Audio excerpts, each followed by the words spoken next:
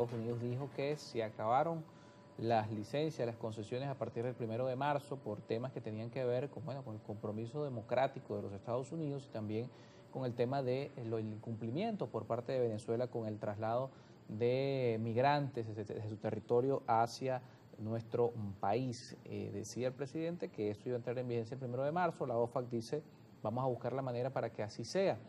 Y bueno, todo esto se da en un contexto donde hay por ejemplo, en el caso de México, en el caso de Canadá, hablando de nuestro continente y hablamos del tema europeo, hemos visto un presidente que abiertamente dice 25% de aranceles, por cierto que entran en vigencia hoy para México y para Canadá.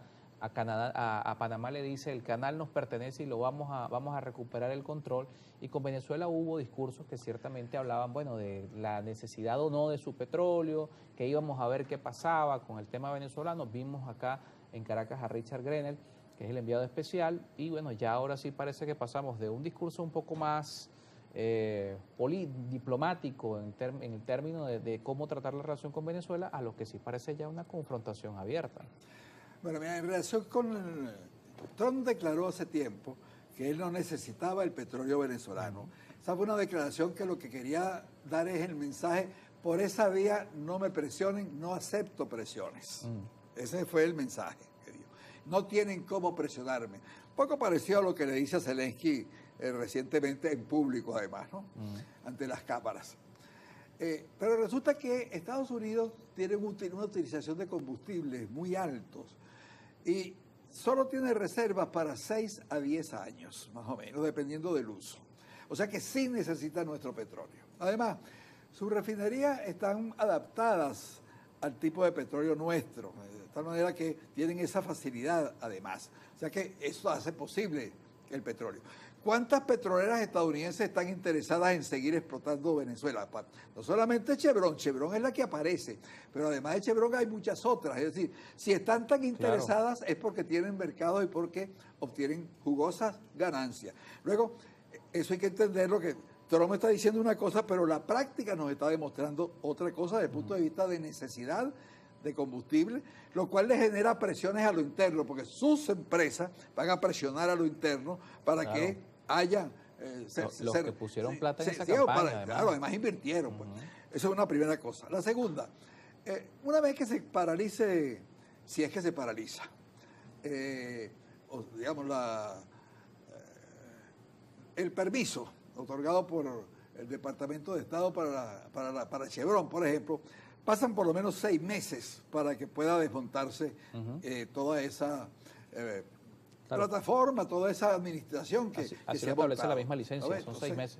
Por lo menos 6 meses. Entonces, o sea que significa que el petróleo en por lo menos 6 meses no va a fallar. No va a fallar. Segundo, aparentemente hay una serie de otros permisos que cuando tú los sumas unos con otros, son permisos más restringidos, pero cuando tú sumas todos esos permisos unos con otros, te dan el permiso total. Es decir, puedes tú quitarle a Chevron lo que está diciendo que le quitas sin problema, pero como tiene otras cosas, entonces, cuando la sumas, Chevron sigue haciendo exactamente lo mismo, pero no lo hace por una vía, sino lo hace por otra. Eso lo que significa que, se está dando un discurso hacia afuera, que es un discurso duro, pero en la práctica, en la relación con Venezuela, no está surtiendo un efecto directo sobre Venezuela.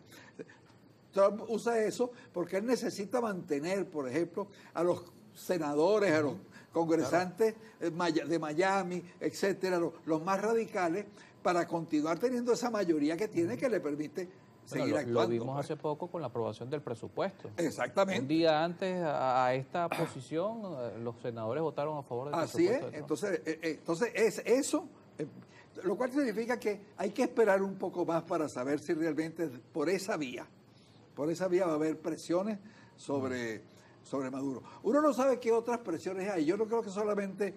A Estados Unidos le interesa, por supuesto, el petróleo y le interesa devolver migrantes. Pero vamos a entender una cosa. Cuando uno compara el tiempo que ha transcurrido Trump y los vuelos de migrantes al mundo, o sea, las repatriaciones de migrantes, y compara eso con lo que hizo Biden, se encuentra que es la misma magnitud. No ha habido aumento. Es decir, que Trump, a pesar de que ha hablado de que va a él va prácticamente a sacar todos los extranjeros de Estados Unidos. No hay un comportamiento en las líneas aéreas y en las acciones que está tomando que digan que eso se duplicó, por ejemplo. Que es algo masivo. Que es algo masivo. No, porque cuando se comparan lo que hizo con Biden en los primeros años, en los primeros meses, y lo que ha hecho Trump, es igualito.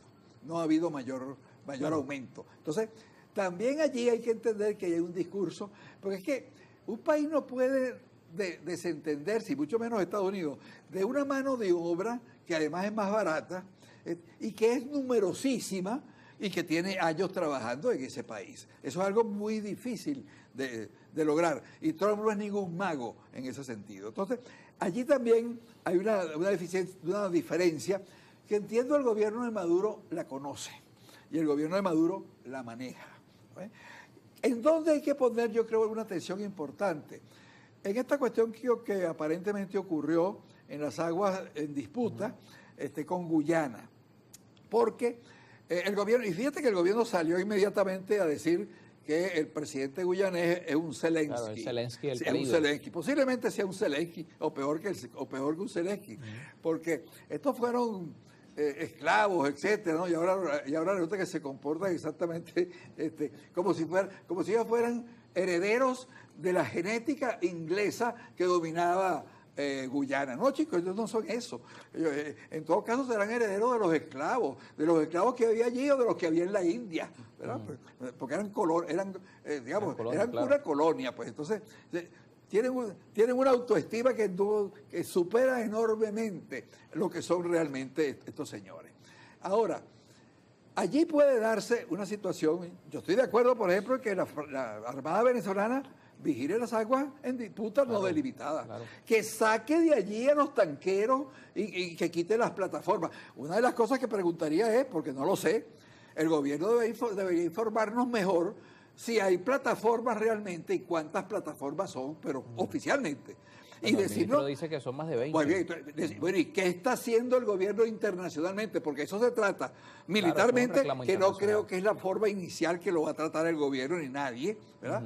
Se trata también diplomáticamente. Ahora, entendamos que tenemos en Estados Unidos a un gobernante que no acepta poderes supranacionales, ni que le venga a la Corte Penal Internacional. Pues ya se salió de la Corte Penal Internacional. Es más, le puso sanciones a los jueces de la Corte Penal Internacional, para decirlo, no fue que se salió, sino que le puso sanciones además a estos jueces, lo cual demuestra que está dispuesto a pasar por encima de lo que sea en función del Estado Nacional. Claro, tiene sus limitaciones. El Canal de Panamá tiene una limitación. Él podrá decirle mucho a Panamá y el presidente panameño temblar, pero entre los garantes del acuerdo de Panamá está Rusia, por ejemplo. O sea, ese canal no es que está ahí a la deriva para que Trump haga y deshaga, no. Ahí hay una comisión de países constituida que son garantes de que ese es un canal que debe utilizarse neutralmente, que no debe tener preferencias con nadie. Y Trump lo que quiere es que sus barcos pasen gratis. Claro, tengan preferencia. Y pasen gratis, lo pasen primero, de primero, y que no paguen o paguen una miseria. Entonces, eso es lo que él quiere, eso es lo que ha dicho. Inventa que China está metida, eso es un invento. Como inventaron los Estados Unidos han sido siempre los grandes inventores de cosas.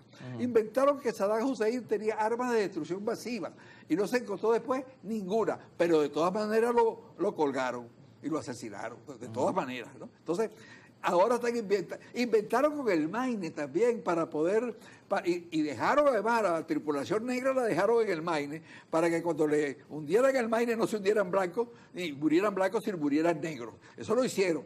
Y bueno, mucha gente dice que se dejaron bombardear Pearl Harbor también porque sabían del bombardeo y se lo dejaron bombardear.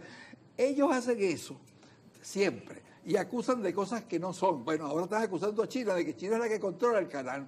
Bueno, los panameños, ya de tantas cosas que han dicho, los panameños, bueno, digo, eso es mentira. Claro. Dijo, el mismo presidente panameño lo acaba de afirmar. Además, la idea de que es mentira también va de la mano con el hecho de que China tiene un puerto en Perú, uno de los puertos de Choncay, uno de los puertos más grandes que se han hecho. ¿Qué necesidad tendrían del canal de Panamá teniendo el puerto de Choncay en Perú? Sí, no, es que además puede tener los puertos.